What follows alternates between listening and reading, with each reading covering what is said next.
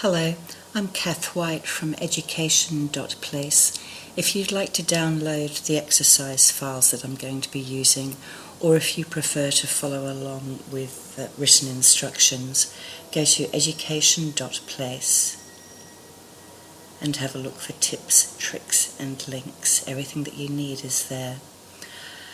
I'm using Excel 2010 today, but what we're about to do will work in 2007, 2010, 2013, and as far as I know, 2016. We have a list of salespeople with their sales and their region and the target that we want them to have met.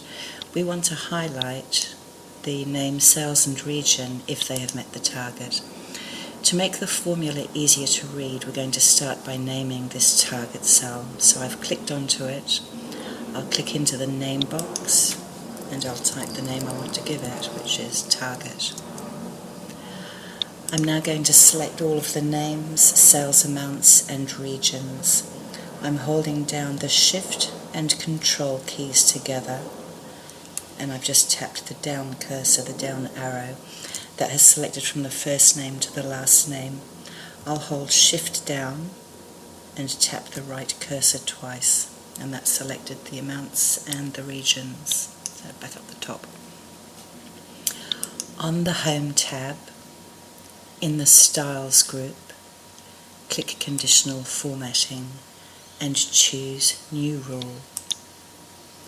We're going to be using a formula to determine which cells to format.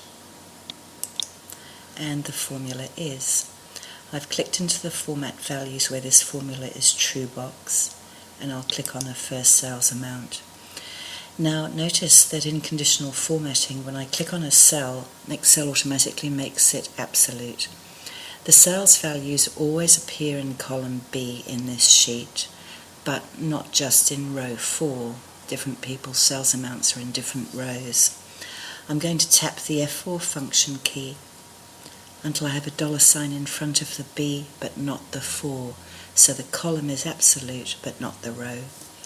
I'm interested in sales amounts that are greater than or equal to.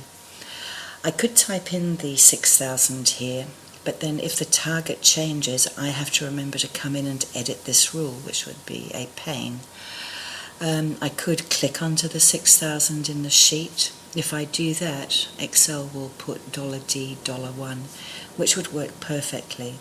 But I'm going to press the F3 function key, which gives me the Paste Name dialog box. I'll click on the name and click OK. It simply makes the formula a little easier to read. Here towards the bottom right, I'll click the Format button. Obviously you can choose whatever format suits you. I'm going to go for a pale font and a dark fill, and OK, and OK. So now everyone who has met the target is formatted differently. If I change the target amount, many more people have reached their target. I'll undo that. And that will do. I hope that was useful to you.